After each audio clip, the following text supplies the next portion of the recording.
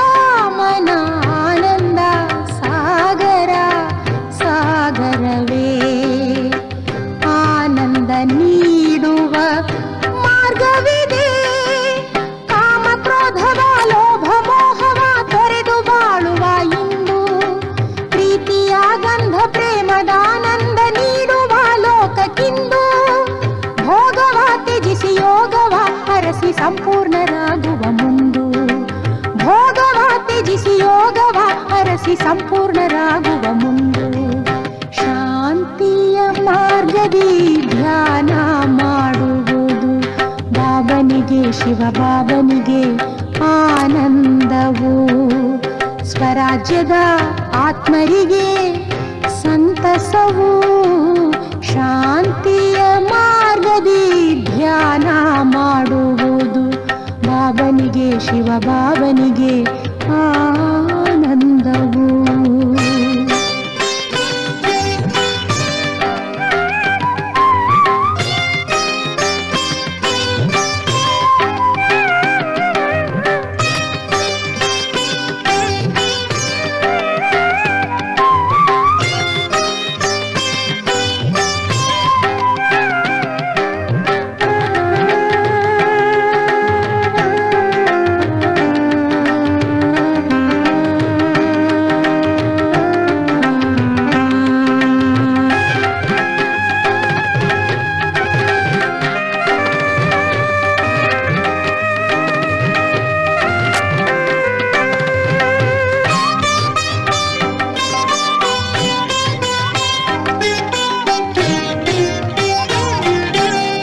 ಪ್ರಕೃತಿಯ ಮಡಿಲಲ್ಲಿ ಪ್ರೀತಿಯ ನುಡಿಯಲ್ಲಿ ಕಾಣುವುದು ನಮ್ಮ ಬಾಬನ ರೂಪ.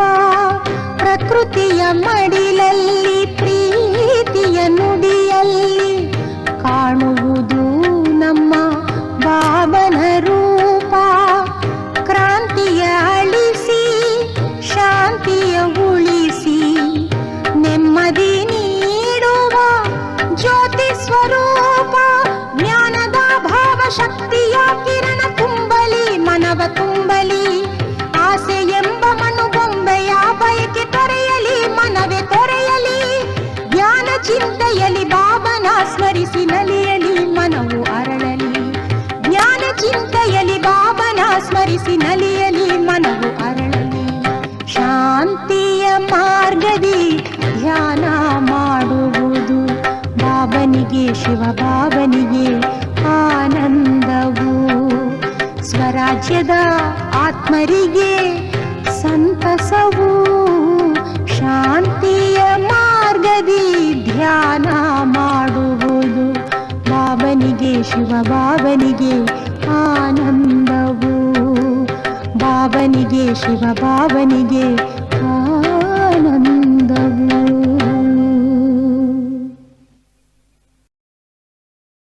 ಓಂ ಶಾಂತಿ. ಇಂದಿನ ದಿನಾಂಕ 5/3/2024. ಪ್ರಾರ್ಥ ಮುರುಳಿ ಬಾಪ್ತಾದ ಮಧುಬನ. ಮಧುರ ಮಕ್ಕಳೇ, ನೀವು ಶರೀರ ಸಹಿತವಾಗಿ ಎಲ್ಲ ವಸ್ತುಗಳೊಂದಿಗೆ ಮಮತ್ವವನ್ನು ತೆಗೆಯಬೇಕು. ಯಾವಾಗ ನೀವಾತ್ಮರು ಪಾವನ ಕರ್ಮಾತೀತರಾಗುತ್ತೀರಿ ಆಗ ಮನೆಗೆ ಹೋಗಲು ಸಾಧ್ಯ. ಪ್ರಶ್ನೆ: ಆತ್ಮನಿಗೆ ಯಾವ ಮಾತಿನೊಂದಿಗೆ ಬಹಳ ಭಯವಾಗುತ್ತದೆ ಮತ್ತು ಏಕೆ ಆ ಭಯವಾಗುತ್ತದೆ? ಉತ್ತರ: ಆತ್ಮನಿಗೆ ಶರೀರ ಬಿಡಲು ಬಹಳ ಭಯವಾಗುತ್ತದೆ, ಏಕೆಂದರೆ ಶರೀರದೊಂದಿಗೆ ಮಮತ್ವವಿದೆ. ಒಂದು ವೇಳೆ ಯಾರಾದರೂ ದುಃಖದ ಕಾರಣ ಶರೀರವನ್ನು ಬಿಡಲು ಬಯಸಿದರೆ ಅವರು ಪಾಪಕರ್ಮದ ಶಿಕ್ಷೆಯನ್ನು ಭೋಗಿಸಲೇಬೇಕಾಗುತ್ತದೆ. ಸಂಗಮದಲ್ಲಿ ನೀವು ಮಕ್ಕಳಿಗೆ ಯಾವುದೇ ಭಯವಿಲ್ಲ, ಏಕೆಂದರೆ ನಾವು ಹಳೆಯ ಶರೀರವನ್ನು ಬಿಟ್ಟು ತಂದೆಯ ಬಳಿ ಹೋಗುತ್ತೇವೆಂದು ಇನ್ನೂ ಹೆಚ್ಚಿನ ಖುಷಿಯಾಗುತ್ತದೆ. ಓಂ ಶಾಂತಿ. ಮಧುರಾತಿ ಮಧುರ ಮಕ್ಕಳಿಗೆ 1ನೇದು ಜ್ಞಾನ, 2ನೇದು ಭಕ್ತಿ ಎಂದು ತಿಳಿಸಲಾಗಿದೆ. ಡ್ರಾಮಾದಲ್ಲಿ ಇದು ನೋಂದಣಿಯಾಗಿದೆ ಮತ್ತು ಇದರ ಆದಿ ಮಧ್ಯ ಅಂತ್ಯವನ್ನು ಮತ್ಯಾರೂ ತಿಳಿದುಕೊಂಡಿಲ್ಲ. ಆದರೆ ನೀವು ಮಕ್ಕಳು ತಿಳಿದಿದ್ದೀರಿ. ಸತ್ಯಯುಗದಲ್ಲಿ ಮೃತ್ಯುವಿನ ಭಯವಿಲ್ಲ. ನಾವು ಒಂದು ಶರೀರವನ್ನು ಬಿಟ್ಟು ಇನ್ನೊಂದನ್ನು ತೆಗೆದುಕೊಳ್ಳಬೇಕಾಗಿದೆ ಎಂಬುದು ತಿಳಿದಿರುತ್ತದೆ. ದುಃಖ ಪಡುವ ಅಳುವ ಮಾತೇ ಇರುವುದಿಲ್ಲ. ಆದರೆ ಇಲ್ಲಿ ಮೃತ್ಯುವಿನ ಭಯವಿರುತ್ತದೆ. ಆತ್ಮವು ಶರೀರವನ್ನು ಬಿಡುವುದರಿಂದ ದುಃಖವಾಗುತ್ತದೆ, ಏಕೆಂದರೆ ಮತ್ತೆ ಮತ್ತೊಂದು ಜನ್ಮವನ್ನು ಪಡೆದು ದುಃಖವನ್ನೇ ಭೋಗಿಸಬೇಕೆಂದು ಹೆದರುತ್ತದೆ. ನೀವಂತೂ ಸಂಗಮ ಯುಗದವರಾಗಿದ್ದೀರಿ. ನೀವೀಗ ಹಿಂತಿರುಗಿ ಹೋಗಬೇಕೆಂದು ತಿಳಿಸಿದ್ದಾರೆ. ಎಲ್ಲಿಗೆ? ಮನೆಗೆ. ಅದು ಭಗವಂತನ ಮನೆಯಲ್ಲವೇ? ಇದೇನೂ ಮನೆಯಲ್ಲ. ಎಲ್ಲಿ ಭಗವಂತನಿದ್ದಾರೆ ಮತ್ತು ನೀವು ಮಕ್ಕಳು ಆತ್ಮರಿರುತ್ತೀರೋ ಅದನ್ನೇ ಮನೆಯೆಂದು ಕರೆಯಲಾಗುತ್ತದೆ. ಅಲ್ಲಿ ಈ ಶರೀರವಿರುವುದಿಲ್ಲ. ಹೇಗೆ ಮನುಷ್ಯರು ನಾವು ಭಾರತದಲ್ಲಿರುತ್ತೇವೆ, ಮನೆಯಲ್ಲಿರುತ್ತೇವೆ ಎಂದು ಹೇಳುತ್ತಾರೆ, ಹಾಗೆಯೇ ನೀವು ಸಹ ಹೇಳುತ್ತೀರಿ. ನಾವೆಲ್ಲರೂ ಅರ್ಥಾತ್ ನಾವಾತ್ಮಗಳು ಅಲ್ಲಿ ನಮ್ಮ ಮನೆಯಲ್ಲಿ ಇರುತ್ತೇವೆ. ಹಾಗೆಯೇ ನಿಮ್ಮ ಮನೆಯಲ್ಲಿರುತ್ತೀರಿ. ಅದು ಆತ್ಮಗಳ ಮನೆಯಾಗಿದೆ. ಇದು ಜೀವಾತ್ಮರ ಮನೆಯಾಗಿದೆ. ಅದಕ್ಕೆ ಮುಕ್ತಿಧಾಮವೆಂದು ಕರೆಯಲಾಗುತ್ತದೆ. ಮನುಷ್ಯರು ಭಗವಂತನೊಂದಿಗೆ ಮಿಲನ ಮಾಡಲು ಅಲ್ಲಿಗೆ ಹೋಗಲು ಪುರುಷಾರ್ಥ ಮಾಡುತ್ತಾರೆ. ಭಗವಂತನ ಜೊತೆ ಮಿಲನ ಮಾಡಲು ಬಹಳ ಖುಷಿ ಇರಬೇಕು. ಆತ್ಮಕ್ಕೆ ಶರೀರವೇನಿದೆ ಇದರ ಜೊತೆ ಆತ್ಮನಿಗೆ ಬಹಳ ಮೋಹ ಬಂದು ಬಿಟ್ಟಿದೆ. ಆದ್ದರಿಂದ ಸ್ವಲ್ಪವೇನಾದರೂ ಕಾಯಿಲೆ ಮುಂತಾದವು ಬಂದಿತೆಂದರೆ ಭಯವಾಗುತ್ತದೆ. ಎಲ್ಲಿ ಶರೀರ ಬಿಡುತ್ತೇನೆಯೋ ಎಂದು ಅಜ್ಞಾನ ಕಾಲದಲ್ಲಿಯೂ ಸಹ ಭಯವಿರುತ್ತದೆ. ಈ ಸಮಯ ಯಾವಾಗ ಸಂಗಮ ಯುಗವಿದೆ, ನಾವು ಈಗ ಹಿಂತಿರುಗಿ ತಂದೆಯ ಬಳಿ ಹೋಗಬೇಕಾಗಿದೆ ಎಂಬುದನ್ನು ತಿಳಿದಿದ್ದೀರಿ. ಅಂದಾಗ ಇಲ್ಲಿ ಭಯದ ಮಾತೇನಿಲ್ಲ. ತಂದೆಯು ಬಹಳ ಒಳ್ಳೆಯ ಯುಕ್ತಿಯನ್ನು ತಿಳಿಸಿದ್ದಾರೆ. ಪತಿತ ಆತ್ಮಗಳಂತೂ ನನ್ನ ಬಳಿ ಮುಕ್ತಿಧಾಮದಲ್ಲಿ ಬರಲು ಸಾಧ್ಯವಿಲ್ಲ. ಅದು ಪವಿತ್ರ ಆತ್ಮರ ಮನೆಯಾಗಿದೆ. ಇದು ಮನುಷ್ಯರ ಮನೆಯಾಗಿದೆ. ಈ ಶರೀರವು ಪಂಚತತ್ವಗಳಿಂದ ಮಾಡಲ್ಪಟ್ಟಿರುವುದಾಗಿದೆ. ಅಂದಾಗ ಪಂಚತತ್ವಗಳು ಇಲ್ಲಿಯೇ ಇರಲು ಆಕರ್ಷಿಸುತ್ತದೆ. ಇಲ್ಲಿರುವ ಆಕಾಶ, ಜಲ, ವಾಯು, ಅಲ್ಲಿ ಈ ತತ್ವಗಳಿರುವುದಿಲ್ಲ. ಇದು ವಿಚಾರ ಸಾಗರ ಮಂಥನ ಮಾಡಲು ಯುಕ್ತಿಯಾಗಿದೆ. ಆತ್ಮವು ಈ ಎಲ್ಲ ಆಸ್ತಿಯನ್ನು ಹೊಂದಿರುವುದರಿಂದ ಈ ಶರೀರದ ಮೇಲೆ ಮೋಹ ಬಂದು ಬಿಟ್ಟಿದೆ. ಇಲ್ಲವೆಂದರೆ ನಾವು ಆತ್ಮಗಳು ಅಲ್ಲಿ ಇರುವವರಾಗಿದ್ದೇವೆ. ಮತ್ತೆ ಅಲ್ಲಿಗೆ ಹೋಗಲು ಈಗ ಪುರುಷಾರ್ಥ ಮಾಡುತ್ತಿದ್ದೇವೆ. ಯಾವಾಗ ನೀವು ಪವಿತ್ರ ಆತ್ಮಗಳು ಆಗಿಬಿಡುತ್ತೀರೋ ಆಗ ಮತ್ತೆ ನಿಮಗೆ ಸುಖ ಸಿಗುತ್ತದೆ. ದುಃಖದ ಮಾತೇ ಇರುವುದಿಲ್ಲ. ಈ ಸಮಯವು ಇದು ದುಃಖಧಾಮವಾಗಿದೆ. ಮೇಲಿನಿಂದ ಕೆಳಗೆ ಬಂದು ಪಾತ್ರವನ್ನು ಅಭಿನಯಿಸಲು ಪಂಚತತ್ವಗಳು ಸೆಳೆಯುತ್ತವೆ. ಶರೀರವನ್ನಂತೂ ಅವಶ್ಯವಾಗಿ ಪಡೆಯಬೇಕಾಗಿದೆ. ಇಲ್ಲವೆಂದರೆ ಆಟವು ನಡೆಯಲು ಸಾಧ್ಯವಿಲ್ಲ. ಈ ದುಃಖ ಮತ್ತು ಸುಖದ ಆಟವು ಮಾಡಲ್ಪಟ್ಟಿದೆ. ಯಾವಾಗ ನೀವು ಸುಖದಲ್ಲಿರುತ್ತೀರೋ ಆಗ ಪಂಚತತ್ವದ ಶರೀರದೊಂದಿಗೆ ಮಮತ್ವವಿರುವುದಿಲ್ಲ. ಅಲ್ಲಂತೂ ಪವಿತ್ರರಾಗಿರುತ್ತೀರಿ. ಶರೀರದಲ್ಲಿ ಇಷ್ಟೊಂದು ಮಮತ್ವವಿರುವುದಿಲ್ಲ. ಈ ಪಂಚತತ್ವದ ಮಮತ್ವವನ್ನು ಸಹ ಬಿಟ್ಟು ಬಿಡುತ್ತೀರಿ. ನಾವು ಪವಿತ್ರರಾದಾಗ ಅಲ್ಲಿ ಶರೀರವೂ ಸಹ ಯೋಗಬಲದಿಂದ ಆಗುತ್ತದೆ. ಆದ್ದರಿಂದ ಮಾಯೆಯು ಆಕರ್ಷಿಸುವುದಿಲ್ಲ. ನಮ್ಮ ಆ ಶರೀರ ಯೋಗಬಲದಿಂದ ಪಡೆದಂತಾಗಿರುವುದಾಗಿದೆ. ಆದ್ದರಿಂದ ದುಃಖವೇ ಇರುವುದಿಲ್ಲ. ಡ್ರಾಮಾ ಹೇಗೆ ಅದ್ಭುತವಾಗಿ ಮಾಡಲ್ಪಟ್ಟಿದೆ, ಇದು ಸಹ ಬಹಳ ಸೂಕ್ಷ್ಮವಾಗಿ ತಿಳಿದುಕೊಳ್ಳುವ ಮಾತುಗಳಾಗಿವೆ. ಯಾರು ಒಳ್ಳೆಯ ಬುದ್ಧಿವಂತರಿದ್ದಾರೆ ಮತ್ತು ಸೇವೆಯಲ್ಲಿ ತತ್ಪರರಾಗಿರುತ್ತಾರೆಯೋ ಅವರೇ ಚೆನ್ನಾಗಿ ತಿಳಿಸಲು ಸಾಧ್ಯ. ತಂದೆಯು ತಿಳಿಸುತ್ತಾರೆ, ಧನವನ್ನು ಕೊಟ್ಟರೆ ಧನವು ಕಡಿಮೆಯಾಗುವುದಿಲ್ಲ. ದಾನ ಮಾಡುತ್ತೀರೆಂದರೆ ಧಾರಣೆಯೂ ಸಹ ಆಗುವುದು. ಇಲ್ಲವೆಂದರೆ ಧಾರಣೆಯಾಗುವುದು ಕಷ್ಟವಾಗುತ್ತದೆ. ಬರೆಯುವುದರಿಂದ ಧಾರಣೆಯಾಗುತ್ತದೆ ಎಂದು ತಿಳಿಯಬೇಡಿ. ಬರೆದುಕೊಂಡು ಅನ್ಯರ ಕಲ್ಯಾಣಕ್ಕಾಗಿ ಕಳುಹಿಸಿ ಕೊಡುತ್ತೀರಿ ಅಂದಾಗ ಅದು ಬೇರೆ ಮಾತಾಗಿದೆ. ತನಗಂತೂ ಯಾವುದೇ ಕೆಲಸಕ್ಕೆ ಬರುವುದಿಲ್ಲ. ಕೆಲವರಂತೂ ಕಾಗದದಲ್ಲಿ ಬರೆದುಕೊಂಡು ವ್ಯರ್ಥವಾಗಿ ಎಸೆಯುತ್ತಾರೆ. ನಾನು ಬರೆದುಕೊಳ್ಳುತ್ತೇನೆ, ಆದರೆ ಅದು ಮತ್ತೆ ಕೆಲಸಕ್ಕೆ ಬರುತ್ತದೆಯೇ ಎಂಬುದು ತನ್ನಲ್ಲಿ ತಿಳುವಳಿಕೆ ಇರಬೇಕು. ಬರೆದುಕೊಂಡು ಎಸೆಯುತ್ತೀರೆಂದರೆ ಅದರಿಂದಾಗುವ ಲಾಭವೇನಿದೆ? ಇದರಿಂದಲೂ ಸಹ ಆತ್ಮವು ತನ್ನನ್ನು ಮೋಸ ಮಾಡಿಕೊಂಡ ಹಾಗೆ. ಇದು ಧಾರಣೆ ಮಾಡಿಕೊಳ್ಳಬೇಕಾಗಿದೆ. ತಂದೆಯು ಬರೆದಿರುವುದನ್ನು ಕಂಠಪಾಠ ಮಾಡುತ್ತಾರೇನೋ? ತಂದೆಯಂತೂ ನಿತ್ಯವೂ ತಿಳಿಸಿಕೊಡುತ್ತಿರುತ್ತಾರೆ. ತಂದೆಯು ಬರೆದಿರುವುದನ್ನು ಕಂಠಪಾಠ ಮಾಡುತ್ತಾರೇನೋ? ತಂದೆಯಂತೂ ನಿತ್ಯವೂ ತಿಳಿಸಿಕೊಡುತ್ತಿರುತ್ತಾರೆ. ಮೊಟ್ಟ ಮೊದಲು ನಿಮ್ಮ ತಂದೆಯ ಜೊತೆ ನಿಮ್ಮ ಸಂಬಂಧವಿರಲಿ. ತಂದೆಯ ನೆನಪಿನಿಂದಲೇ ನಿಮ್ಮ ಆತ್ಮವು ಪವಿತ್ರವಾಗಿ ಬಿಡುತ್ತದೆ. ಮತ್ತೆ ಅಲ್ಲಿಯೂ ಸಹ ನೀವು ಪವಿತ್ರರಾಗಿರುತ್ತೀರಿ. ಆತ್ಮ ಮತ್ತು ಶರೀರ ಎರಡೂ ಪವಿತ್ರವಾಗಿರುತ್ತದೆ. ನಂತರ ಆ ಶಕ್ತಿಯು ಸಮಾಪ್ತಿಯಾಗಿ ಬಿಡುತ್ತದೆ ಎಂದರೆ ಪಂಚತತ್ವಗಳ ಶಕ್ತಿ ಆತ್ಮನನ್ನು ಸೆಳೆಯುತ್ತದೆ. ಆತ್ಮವು ಮನೆಗೆ ಹೋಗಲು ಶರೀರವನ್ನು ಬಿಡುವ ಮನಸ್ಸಾಗುತ್ತದೆ. ನೀವು ಪಾವನರಾಗಿ ಬೆಣ್ಣೆಯಿಂದ ಕೂದಲನ್ನು ತೆಗೆದ ಹಾಗೆ ಶರೀರವನ್ನು ನೀವು ಬಿಡುತ್ತೀರಿ.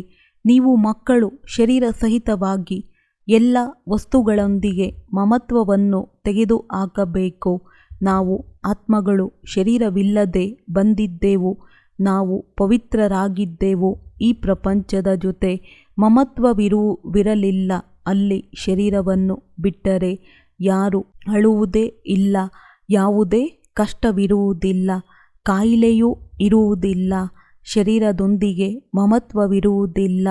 ಹೇಗೆ ಆತ್ಮವು ಪಾತ್ರವನ್ನಭಿನಯಿಸುತ್ತದೆ. ಒಂದು ಶರೀರಕ್ಕೆ ವಯಸ್ಸಾದರೆ ಮತ್ತೆ ಮತ್ತೊಂದನ್ನು ಪಾತ್ರವನ್ನಭಿನಯಿಸಲು ತೆಗೆದುಕೊಳ್ಳುತ್ತದೆ. ತಂದೆಯು ನನ್ನನ್ನು ನೆನಪು ಮಾಡಿರಿ ಎಂದು ಹೇಳುತ್ತಾರೆ.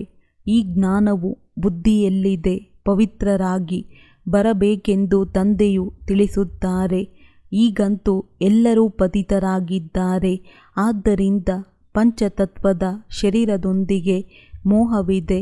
ಇದನ್ನು ಬಿಟ್ಟು ಹೋಗಲು ಮನಸ್ಸೇ ಬರುವುದಿಲ್ಲ. ಇಲ್ಲವೆಂದರೆ ವಿವೇಕವು ಹೇಳುತ್ತದೆ, ಶರೀರವನ್ನು ಬಿಟ್ಟು ನಾವು ತಂದೆಯ ಬಳಿಗೆ ಹೋಗಬೇಕು. ನಾವು ಪಾವನರಾಗಿ ತಂದೆಯ ಬಳಿ ಹೋಗಬೇಕೆಂದು ಪುರುಷಾರ್ಥವನ್ನು ಮಾಡುತ್ತೇವೆ. ತಂದೆಯು ನೀವು ನನ್ನವರಾಗಿದ್ದೀರಿ. ಈಗ ಮತ್ತೆ ನನ್ನನ್ನು ನೆನಪು ಮಾಡಿದ್ದೇ ಆದರೆ ಆತ್ಮವು ಪವಿತ್ರವಾಗುತ್ತದೆ. ಮತ್ತೆ ಈ ಶರೀರವನ್ನು ಧಾರಣೆ ಮಾಡುವುದರಲ್ಲಿಯೂ ಸಹ ಕಷ್ಟವಾಗುವುದಿಲ್ಲವೆಂದು ತಂದೆಯು ತಿಳಿಸುತ್ತಾರೆ. ಹೇಗೆ ಶರೀರದೊಂದಿಗೆ ಮೋಹವಿದೆ ಎಂದರೆ ವೈದ್ಯರನ್ನು ಕರೆಯುತ್ತಾರೆ. ನಾವು ತಂದೆಯ ಬಳಿಗೆ ಹೋಗುತ್ತೇವೆಂದು ನಿಮಗೆ ಖುಷಿಯಾಗಬೇಕು. ಈ ಶರೀರದೊಂದಿಗೆ ನಮ್ಮದು ಯಾವುದೇ ಸಂಬಂಧವಿಲ್ಲ. ಈ ಶರೀರವಂತೂ ಪಾತ್ರವನ್ನಭಿನಯಿಸಲು ಸಿಕ್ಕಿದೆ. ಅಲ್ಲಿಯಾದರೂ ಆತ್ಮ ಮತ್ತು ಶರೀರವೆರಡೂ ಸಹ ಬಹಳ ಆರೋಗ್ಯವಾಗಿರುತ್ತದೆ. ದುಃಖದ ಹೆಸರೇ ಇರುವುದಿಲ್ಲ. ಅಂದಾಗ ಮಕ್ಕಳು ಎಷ್ಟೊಂದು ಪುರುಷಾರ್ಥವನ್ನು ಮಾಡಬೇಕು. ಈಗ ನಾವು ತಂದೆಯ ಬಳಿಗೆ ಹೋಗುತ್ತೇವೆ ಅಂದಾಗ ಈ ಶರೀರವನ್ನೇಕೆ ಬಿಟ್ಟು ಹೋಗಬಾರದು? ಆದರೆ ಎಲ್ಲಿಯವರೆಗೂ ಬುದ್ಧಿಯನ್ನು ಜೋಡಿಸಿ ಪವಿತ್ರರಾಗುವುದಿಲ್ಲವೋ, ಕರ್ಮಾತೀತ ಸ್ಥಿತಿ ಇಲ್ಲವೆಂದರೆ ಹೋಗಲು ಸಾಧ್ಯವಿಲ್ಲ. ಈ ವಿಚಾರವು ಅಜ್ಞಾನಿ ಮನುಷ್ಯರಿಗೆ ಬರಲು ಸಾಧ್ಯವಿಲ್ಲ. ಆದರೆ ನಾವು ಈಗ ಹೋಗಬೇಕಾಗಿದೆ ಎಂಬುದು ನೀವು ಮಕ್ಕಳಿಗೆ ಬರುತ್ತದೆ. ಮೊದಲು ಆತ್ಮನಲ್ಲಿ ಶಕ್ತಿ ಇತ್ತು, ಖುಷಿ ಇತ್ತು, ಎಂದೂ ಸಹ ಭಯವಿರಲಿಲ್ಲ. ಇಲ್ಲಿ ದುಃಖವಿದೆ. ಆದ್ದರಿಂದ ಮನುಷ್ಯರು ಭಕ್ತಿಯನ್ನು ಮಾಡುತ್ತಾರೆ, ಆದರೆ ಹಿಂತಿರುಗಿ ಹೋಗುವ ದಾರಿಯನ್ನಂತೂ ತಿಳಿದುಕೊಂಡಿಲ್ಲ. ಹೋಗುವ ದಾರಿಯನ್ನು ಒಬ್ಬ ತಂದೆಯೇ ತಿಳಿಸುತ್ತಾರೆ. ನಾವು ತಂದೆಯ ಬಳಿಗೆ ಹೋಗುತ್ತೇವೆಂದು ಖುಷಿಯಾಗುತ್ತದೆ. ತಂದೆಯು ತಿಳಿಸುತ್ತಾರೆ, ಇಲ್ಲಿ ನಿಮಗೆ ಶರೀರದೊಂದಿಗೆ ಮೋಹವಿದೆ. ಈ ಮೋಹವನ್ನು ತೆಗೆದುಹಾಕಿ. ಈ ಶರೀರವು ಪಂಚತತ್ವಗಳಿಂದ ಕೂಡಿದೆ. ಇದೆಲ್ಲವೂ ಮಾಯೆಯಾಗಿದೆ. ಈ ಕಣ್ಣಿನಿಂದ ಆತ್ಮವು ಏನೆಲ್ಲವನ್ನು ನೋಡುತ್ತದೆಯೋ ಅದು ಮಾಯೆಯೇ ಮಾಯೆಯಾಗಿದೆ. ಇಲ್ಲಿ ಪ್ರತಿಯೊಂದು ವಸ್ತುವಿನಿಂದಲೂ ದುಃಖವಿದೆ. ಎಷ್ಟೊಂದು ಕೊಳಕಿದೆ. ಸ್ವರ್ಗದಲ್ಲಂತೂ ಶರೀರವು ಫಸ್ಟ್ ಕ್ಲಾಸ್, ಮೆಹಲ್ ಸಹ ಫಸ್ಟ್ ಕ್ಲಾಸ್ ಆಗಿರುವಂಥದ್ದೇ ಸಿಗುತ್ತದೆ. ಅಂದಾಗ ಅಲ್ಲಿ ದುಃಖದ ಮಾತೆ ಇರುವುದಿಲ್ಲ. ಹೇಗೆ ಮಾಡಲ್ಪಟ್ಟಂತಹ ಆಟವಾಗಿದೆಯೋ ಇದೆಲ್ಲ ವಿಚಾರಗಳು ಬರಬೇಕಲ್ಲವೇ?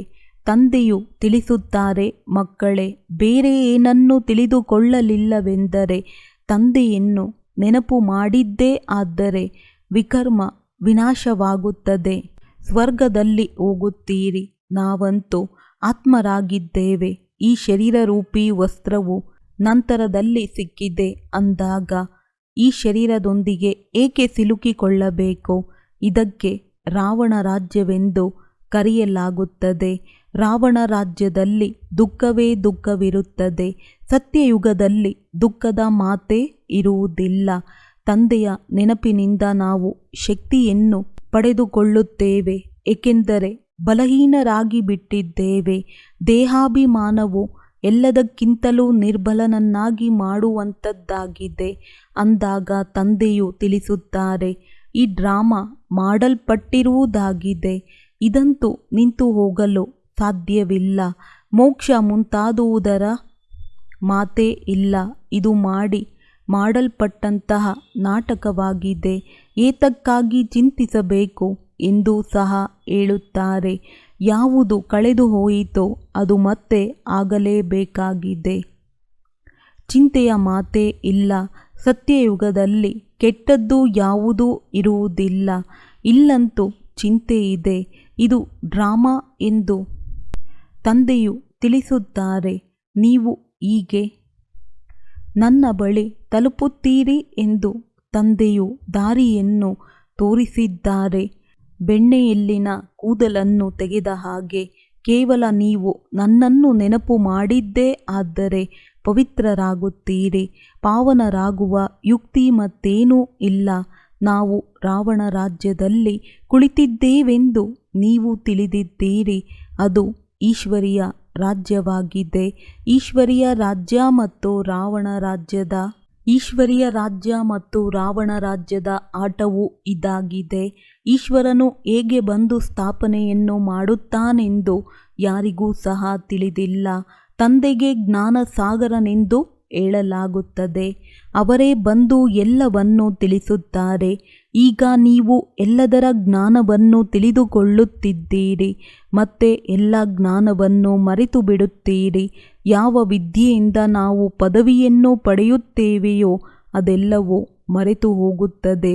ಸ್ವರ್ಗದಲ್ಲಿ ಓದಿರಿ ಮತ್ತು ಈ ಎಲ್ಲ ಜ್ಞಾನವು ಮರೆತು ಹೋಗುತ್ತದೆ. ಭಗವಂತ ಹೇಗೆ ಡಬಲ್ ಕಿರೀಟಧಾರಿಯನ್ನಾಗಿ ಮಾಡಿದರು ಅದನ್ನೂ ಸಹ ತಿಳಿದಿರುವುದಿಲ್ಲ. ಇವರೇ ತಿಳಿದುಕೊಂಡಿರಲಿಲ್ಲ ಅಂದಾಗ ಶಾಸ್ತ್ರ ಮುಂತಾದವುಗಳನ್ನು ಓದುವಂಥವರೂ ಸಹ ಹೇಗೆ ತಿಳಿದುಕೊಳ್ಳುತ್ತಾರೆ? ಅವರಿಗೆ ಪ್ರೇರಣೆಯೂ ಸಹ ಬರುವುದಿಲ್ಲ. ನೀವು ಬಂದು ಕೇಳುತ್ತೀರೆಂದರೆ ನಿಮಗೆ ತಕ್ಷಣ ಅರ್ಥವಾಗುತ್ತದೆ. ಇದೆಲ್ಲವೂ ಗುಪ್ತವಾಗಿದೆ. ತಂದೆಯು ಹೇಳುತ್ತಾರೆ, ಕಾಣಿಸುತ್ತದೆಯೇನೋ? ತಿಳಿದುಕೊಳ್ಳಲು ಸಾಧ್ಯ. ಆತ್ಮನನ್ನು ನೋಡಿದಿರೇನೋ? ದಿವ್ಯ ದೃಷ್ಟಿಯಿಂದ ನೋಡಲು ಸಾಧ್ಯವಿದೆ. ನೋಡುವುದರಿಂದ ತಿಳಿದುಕೊಳ್ಳುವುದಾದರೂ ಏನು ಎಂದು ತಂದೆಯು ಕೇಳುತ್ತಾರೆ. ಆತ್ಮವು ಅತಿ ಸೂಕ್ಷ್ಮ ಬಿಂದುವಾಗಿದೆ. ಆತ್ಮಗಳಂತೂ ಬಹಳಷ್ಟಿದೆ. 10-20 ಸಾಕ್ಷಾತ್ಕಾರಗಳನ್ನು ಮಾಡಿಸುತ್ತೇವೆ. ಆದರೆ ಒಂದರಿಂದಲೂ ಸ್ವಲ್ಪವೂ ತಿಳಿಯುವುದಿಲ್ಲ, ಗೊತ್ತಾಗುವುದೂ ಇಲ್ಲ. ಅನೇಕರಿಗೆ ಸಾಕ್ಷಾತ್ಕಾರವಾಗುತ್ತದೆ. ಆದರೆ ಇದು ಆತ್ಮವೇ ಅಥವಾ ಪರಮಾತ್ಮನೇ ಎಂದು ಹೇಗೆ ತಿಳಿದು ಬರುತ್ತದೆ? ವ್ಯತ್ಯಾಸದ ಮಾತುಗಳು ತಿಳಿದು ಬರುವುದಿಲ್ಲ. ಕುಳಿತಿದ್ದಂತೆಯೇ ಚಿಕ್ಕ ಚಿಕ್ಕ ಆತ್ಮಗಳು ಕಾಣಿಸುತ್ತವೆ. ಇದು ಆತ್ಮವೇ ಅಥವಾ ಪರಮಾತ್ಮನೇ ಎಂದು ತಿಳಿಯಲು ಆಗುವುದಿಲ್ಲ. ಇಷ್ಟು ಚಿಕ್ಕ ಆತ್ಮದಲ್ಲಿ ಎಷ್ಟೊಂದು ಶಕ್ತಿ ಇದೆಯೆಂದು ಈಗ ನೀವು ತಿಳಿದಿದ್ದೀರಿ. ಆತ್ಮನಂತೂ ಮಾಲೀಕನಾಗಿದೆ ಅಲ್ಲವೇ? ಪಾತ್ರವನ್ನಭಿನಯಿಸಲು ಒಂದು ಶರೀರವನ್ನು ಬಿಟ್ಟು ಇನ್ನೊಂದನ್ನು ತೆಗೆದುಕೊಳ್ಳುತ್ತದೆ. ಎಷ್ಟೊಂದು ಆಶ್ಚರ್ಯಕರವಾದ ಮಾತಲ್ಲವೇ? ಶರೀರಕ್ಕೆ ಕಾಯಿಲೆ ಬಂದಲ್ಲಿ ಅಥವಾ ಯಾರೇ ದಿವಾಳಿಯಾದರೆ ತಿಳಿಯುತ್ತಾರೆ. ಇದಕ್ಕಿಂತಲೂ ಶರೀರ ಬಿಡುವುದೇ ಲೇಸು. ಆತ್ಮವು ಹೊರಟು ಹೋಯಿತೆಂದರೆ ದುಃಖದ ಬಿಡುಗಡೆಯಾಗುತ್ತದೆ. ಆದರೆ ಪಾಪಗಳ ಹೊರೆ ತಲೆಯ ಮೇಲೇನಿದೆ, ಅದು ಹೇಗೆ ಬಿಡುಗಡೆಯಾಗುತ್ತದೆ? ನೆನಪಿನಿಂದ ವಿಕರ್ಮ ವಿನಾಶ ಮಾಡಿಕೊಳ್ಳಲೆಂದೇ ನೀವು ಪುರುಷಾರ್ಥ ಮಾಡುತ್ತೀರಿ. ರಾವಣನ ಕಾರಣದಿಂದ ಅನೇಕ ಪಾಪಗಳು ಮಾಡುತ್ತೀರಿ. ಆದರೆ ತಂದೆಯು ಇದರಿಂದ ಮುಕ್ತರಾಗುವ ಯುಕ್ತಿಗಳನ್ನು ತಿಳಿಸುತ್ತಾರೆ. ನನ್ನನ್ನು ನೆನಪು ಮಾಡುತ್ತಾ ಇರಿ ಎಂದಷ್ಟೇ ಹೇಳುತ್ತಾರೆ. ನೆನಪು ಮಾಡುತ್ತಾ ಶರೀರವನ್ನು ಬಿಡಬೇಕಾಗಿದೆ. ಆಗ ನಿಮ್ಮ ಪಾಪಗಳೆಲ್ಲವೂ ಸಮಾಪ್ತಿಯಾಗುತ್ತದೆ. ನೆನಪು ಮಾಡುವುದೂ ಸಹ ಚಿಕ್ಕಮ್ಮನ ಮನೆಯಂತಲ್ಲ. ನನ್ನನ್ನು ನೆನಪು ಮಾಡುವಾಗ ಮಾಯೆಯು ನಿಮ್ಮನ್ನು ಬಹಳ ಸತಾಯಿಸುತ್ತದೆ. ಗಳಿಗೆಯೂ ಮರೆಸಿಬಿಡುತ್ತದೆ. ತಂದೆಯು ಬ್ರಹ್ಮ ಸಹ ಇದರ ಅನುಭವವನ್ನು ತಿಳಿಸುತ್ತಾರೆ. ನಾನು ಬಹಳ ಪ್ರಯತ್ನ ಪಡುತ್ತೇನೆ, ಆದರೆ ಮಾಯೆಯು ಬಹಳ ಅಡ್ಡಿಯುಂಟು ಮಾಡುತ್ತದೆ. ಇರುವುದೂ ಸಹ ಇಬ್ಬರೂ ಜೋಡಿಯಾಗಿ ಜೊತೆಯಲ್ಲಿದ್ದರೂ ಸಹ ಗಳಿಗೆಗೆ ಮರೆತು ಹೋಗುತ್ತೇನೆ. ನೆನಪು ಮಾಡುವುದು ಬಹಳ ಪರಿಶ್ರಮವಾಗಿದೆ. ಕ್ಷಣವೂ ಇವರು ನೆನಪಿಗೆ ಬರುತ್ತಿರುತ್ತಾರೆ. ನೀವಂತೂ ಬಹಳ ಚೆನ್ನಾಗಿ ಪುರುಷಾರ್ಥ ಮಾಡುತ್ತೀರಿ. ಕೆಲವರಂತೂ ಹರಟೆ ಹೊಡೆಯುತ್ತಾ ಕಾಲ ಕಳೆಯುತ್ತಾರೆ. 10-15 ದಿನ ಚಾರ್ಟನ್ನು ಬರೆದು ಬಿಟ್ಟು ಬಿಡುತ್ತಾರೆ. ಇದರಲ್ಲಿ ಬಹಳ ಎಚ್ಚರದಿಂದಿರಬೇಕಾಗಿದೆ. ಯಾವಾಗ ಪವಿತ್ರರಾಗುತ್ತೀರೋ ಆಗ ಕರ್ಮಾತೀತ ಸ್ಥಿತಿಯನ್ನು ತಲುಪಿ ಜಯಿಸುತ್ತೀವೆಂದು ತಿಳಿದಿದ್ದೀರಿ. ಇದು ಈಶ್ವರಿಯ ಲಾಟರಿಯಾಗಿದೆ. ತಂದೆಯನ್ನು ನೆನಪು ಮಾಡುವುದು ಇದೇ ನೆನಪಿನ ಸಂಬಂಧವಾಗಿದೆ. ಇದು ಬುದ್ಧಿಯಿಂದ ತಿಳಿಯುವ ಮಾತಾಗಿದೆ. ನಾವು ತಂದೆಯನ್ನು ನೆನಪು ಮಾಡುತ್ತೇವೆಂದು ಹೇಳುತ್ತಾರೆ. ಆದರೆ ತಂದೆಯು ತಿಳಿಸುತ್ತಾರೆ, ಇವರಿಗೆ ನೆನಪು ಮಾಡುವುದೇ ಬರುವುದಿಲ್ಲ. ಪದವಿಯಲ್ಲಿಯೂ ವ್ಯತ್ಯಾಸವಾಗುತ್ತದೆ ಅಲ್ಲವೇ? ರಾಜ್ಯ ಸ್ಥಾಪನೆಯಾಗಿದೆ ಎಂದು ನೀವು ತಿಳಿದಿದ್ದೀರಿ. ನೀವು ಅನೇಕ ಬಾರಿ ರಾಜ್ಯವನ್ನು ಮಾಡಿದ್ದೀರಿ, ನಂತರ ಕಳೆದುಕೊಂಡಿದ್ದೀರಿ. ತಂದೆಯು ಪ್ರತಿ 5000 ವರ್ಷದ ನಂತರ ಓದಿಸುತ್ತಾರೆ. ನಂತರ ರಾವಣ ರಾಜ್ಯದಲ್ಲಿ ವಾಮ ಮಾರ್ಗದಲ್ಲಿ ನೀವು ಹೋಗುತ್ತೀರಿ. ಯಾರು ದೇವತೆಗಳಾಗಿದ್ದರೋ ಅವರೇ ನಂತರ ವಾಮ ಮಾರ್ಗದಲ್ಲಿ ಬೀಳುತ್ತಾರೆ. ಆದ್ದರಿಂದ ತಂದೆಯು ಗುಹ್ಯವಾದ ಮಾತುಗಳನ್ನು ತಿಳಿಸುತ್ತಾರೆ. ತಂದೆಯನ್ನು ನೆನಪು ಮಾಡಿ. ಇದಂತೂ ಬಹಳ ಸಹಜವಾಗಿದೆ. ಶರೀರವನ್ನು ತ್ಯಜಿಸಿ ತಂದೆಯನ್ನು ನೆನಪು ಮಾಡಬೇಕಾಗಿದೆ. ತಂದೆಯನ್ನು ತಿಳಿದಾಗಲೇ ಯೋಗ ಬಲದಿಂದ ವಿಕರ್ಮ ವಿನಾಶವಾಗುತ್ತದೆ. ಇದಂತೂ ಅಂತಿಮ ಸಮಯದಲ್ಲಿಯೇ ಆಗುತ್ತದೆ. ಆದರೆ ಯಾರೂ ಸಹ ಹಿಂತಿರುಗಿ ಬರಲು ಸಾಧ್ಯವಿಲ್ಲ. ಬಲೆ ಯಾರೇ ಏನೇ ಮಾಡಲಿ, ಯಥಾರ್ಥ ಯೋಗವನ್ನಂತೂ ನಾನೇ ಬಂದು ಕಲಿಸಿಕೊಡುತ್ತೇನೆ. ನಂತರ ಅರ್ಧಕಲ್ಪ ಯೋಗ ಬಲದಿಂದ ನಡೆಯುತ್ತದೆ. ಅಲ್ಲಂತೂ ಅಪಾರ ಸುಖವನ್ನು ಭೋಗಿಸುತ್ತೀರಿ. ಭಕ್ತಿ ಮಾರ್ಗದಲ್ಲಿ ಮನುಷ್ಯರು ಏನೆಲ್ಲ ಮಾಡುತ್ತಾರೆ ಅಂದಾಗ ತಂದೆಯು ಬಂದು ಜ್ಞಾನವನ್ನು ತಿಳಿಸಿದಾಗ ಭಕ್ತಿ ಇರುವುದಿಲ್ಲ. ಜ್ಞಾನದಿಂದ ದಿನವಾಗಿ ಬಿಡುತ್ತದೆ. ನಂತರ ಇಲ್ಲಿ ಯಾವುದೇ ಕಷ್ಟವಿರುವುದಿಲ್ಲ. ಭಕ್ತಿಯು ರಾತ್ರಿಯಾಗಿರುವ ಕಾರಣ ಅಲೆಯುತ್ತಾ ಇರುತ್ತೇವೆ. ಅಲ್ಲಂತೂ ದುಃಖದ ಮಾತೇ ಇಲ್ಲ. ಈ ಎಲ್ಲ ಮಾತುಗಳು ಯಾರು ಇಲ್ಲಿಯವರಾಗಿರುತ್ತಾರೆಯೋ ಅವರ ಬುದ್ಧಿಯಲ್ಲಿ ಈ ಮಾತುಗಳು ಬರುತ್ತವೆ. ಇದು ಬಹಳ ಸೂಕ್ಷ್ಮ ಮಾತುಗಳಾಗಿವೆ. ಅದ್ಭುತವಾದ ಜ್ಞಾನವಾಗಿದೆ. ಇದನ್ನು ತಂದೆಯ ವಿನಃ ಬೇರೆ ಯಾರೂ ತಿಳಿಸಲು ಸಾಧ್ಯವಿಲ್ಲ. ಬಹಳ ಕಡಿಮೆ ಮಂದಿ ತಿಳಿದುಕೊಳ್ಳುವವರು ಇರುತ್ತಾರೆ. ಅಂದಾಗ ಇದು ಸಹ ಡ್ರಾಮಾದಲ್ಲಿ ನೋಂದಣಿಯಾಗಿದೆ. ಅದರಲ್ಲಿ ಸ್ವಲ್ಪವೂ ವ್ಯತ್ಯಾಸವಾಗಲು ಸಾಧ್ಯವಿಲ್ಲ. ಮನುಷ್ಯನಂತೂ ತಿಳಿಯುತ್ತಾನೆ, ಪರಮಾತ್ಮ ಏನು ಮಾಡಲು ಸಾಧ್ಯವಿಲ್ಲ. ಆದರೆ ಭಗವಂತನಂತೂ ಬರುವುದೇ ಒಂದು ಬಾರಿ ಬಂದು ನಿಮಗೆ ಸ್ವರ್ಗಕ್ಕೆ ಹೋಗುವ ಮಾರ್ಗವನ್ನು ತಿಳಿಸುತ್ತಾರೆ. ಈಗ ನೀವು ಮಕ್ಕಳು ಎಷ್ಟೊಂದು ವಿಶಾಲ ಬುದ್ಧಿಯವರಾಗಿದ್ದೀರಿ. ಇಲ್ಲಿ ಇಬ್ಬರೂ ಜೊತೆಯಲ್ಲಿದ್ದಾರೆ. ಇವರೂ ಸಹ ಯಾರನ್ನೇ ನೋಡುತ್ತಾರೆಂದರೆ ಶಾಂತಿಯ ದಾನವನ್ನು ಮಾಡುವುದೇ ಎಂದು ತಿಳಿಯುತ್ತಾರೆ. ನೋಡುವುದರಿಂದ ತಿಳಿಯುತ್ತಾರೆ ಇವರು ನಮ್ಮ ಕುಲದವರೇ ಅಥವಾ ಇಲ್ಲವೇ. ಸೇವಾದಾರಿ ಮಕ್ಕಳ ಕೆಲಸವೇ ಆಗಿದೆ ನಾಡಿ ನೋಡುವುದು. ಒಂದು ವೇಳೆ ನಮ್ಮ ಕುಲದವರಾಗಿದ್ದಾರೆಂದರೆ ಶಾಂತವಾಗಿ ಬಿಡುತ್ತಾರೆ. ಒಳ್ಳೆಯದು. ಮಧುರಾತಿ ಮಧುರ ಅಗಲಿ ಹೋಗಿ ಮರಳಿ ಸಿಕ್ಕಿರುವ ಮಕ್ಕಳ ಪ್ರತಿ ಮಾತ್ಪಿತಾ ಬಾಪ್ತಾದಾರವರ ನೆನಪು, ಪ್ರೀತಿ ಹಾಗೂ ಸುಪ್ರಭಾತ. ಆತ್ಮಿಕ ಮಕ್ಕಳಿಗೆ ಆತ್ಮಿಕ ತಂದೆಯ ನಮಸ್ತೆ. ಧಾರಣೆಗಾಗಿ ಮುಖ್ಯ ಸಾರ: ಪಾವನರಾಗಿ ತಂದೆಯ ಜೊತೆ ಮನೆಗೆ ಹೋಗಲು ಈ ಪಂಚತತ್ವಗಳ ಶರೀರದೊಂದಿಗೆ ಮಮತ್ವವನ್ನಿಡಬಾರದು. ಶರೀರವನ್ನು ಬಿಡುವ ಭಯವನ್ನು ಬಿಡಬೇಕಾಗಿದೆ. ನೆನಪಿನ ಯಾತ್ರೆಯ ಚಾರ್ಟನ್ನು ಬಹಳ ಬುದ್ಧಿವಂತಿಕೆಯಿಂದ ವೃದ್ಧಿ ಮಾಡಿಕೊಳ್ಳುತ್ತಿರಬೇಕಾಗಿದೆ. ಯೋಗ ಬಲದಿಂದ ಆತ್ಮವನ್ನು ಪಾವನವನ್ನಾಗಿ ಮಾಡಿ ಕರ್ಮಾತೀತರಾಗಿ ಈಶ್ವರಿಯ ಲಾಟರಿಯನ್ನು ಗೆಲ್ಲಬೇಕಾಗಿದೆ. ವರದಾನ: ಸಿದ್ಧಿಯನ್ನು ಸ್ವೀಕಾರ ಮಾಡುವ ಬದಲು ಸಿದ್ಧಿಯ ಪ್ರತ್ಯಕ್ಷ ಪ್ರಮಾಣ ತೋರಿಸುವಂತಹ ಶಕ್ತಿಶಾಲಿ ಆತ್ಮಭವ. ಈಗ ನಿಮ್ಮೆಲ್ಲರ ಸಿದ್ಧಿಯ ಪ್ರತ್ಯಕ್ಷ ರೂಪ ಕಂಡು ಬರುವುದು. ಯಾವುದೇ ಕೆಟ್ಟಿರುವ ಕಾರ್ಯ ಸಹ ನಿಮ್ಮ ದೃಷ್ಟಿಯಿಂದ, ನಿಮ್ಮ ಸಹಯೋಗದಿಂದ ಸಹಜವಾಗಿ ಸರಿಯಾಗಿ ಬಿಡುತ್ತೆ. ಯಾವುದೇ ಸಿದ್ಧಿಯ ರೂಪದಲ್ಲಿ ನೀವು ಹೇಳುವುದಿಲ್ಲ, ಇದು ಆಗಿಬಿಡುತ್ತೆ ಎಂದು. ಆದರೆ ನಿಮ್ಮ ಗುರಿ ಸ್ವತಃ ಸಿದ್ಧಿ ಪ್ರಾಪ್ತಿ ಮಾಡಿಸುತ್ತಿರುವುದು. ಆಗ ಪ್ರಜೆಗಳು ಬೇಗ ಬೇಗ ತಯಾರಾಗುವರು. ಎಲ್ಲ ಕಡೆಯಿಂದ ತೆಗೆದು ನಿಮ್ಮ ಕಡೆ ಬರುವರು. ಈ ಸಿದ್ಧಿಯ ಪಾತ್ರ ಈಗ ನಡೆಯುವುದು. ಆದರೆ ಮೊದಲು ಇಷ್ಟು ಶಕ್ತಿಶಾಲಿಯಾಗಿ ಸಿದ್ಧಿಯನ್ನು ಸ್ವೀಕಾರ ಮಾಡಬೇಡಿ, ಆಗ ಪ್ರತ್ಯಕ್ಷವಾಗುವಿರಿ. ಸ್ಲೋಗನ್: ಅವ್ಯಕ್ತ ಸ್ಥಿತಿಯಲ್ಲಿ ಸ್ಥಿತರಾಗಿ ಮಿಲನ ಆಚರಿಸಿ, ಆಗ ವರದಾನಗಳ ಭಂಡಾರ ತೆರೆದುಕೊಳ್ಳುವುದು. ಒಳ್ಳೆಯದು. ಓಂ ಶಾಂತಿ.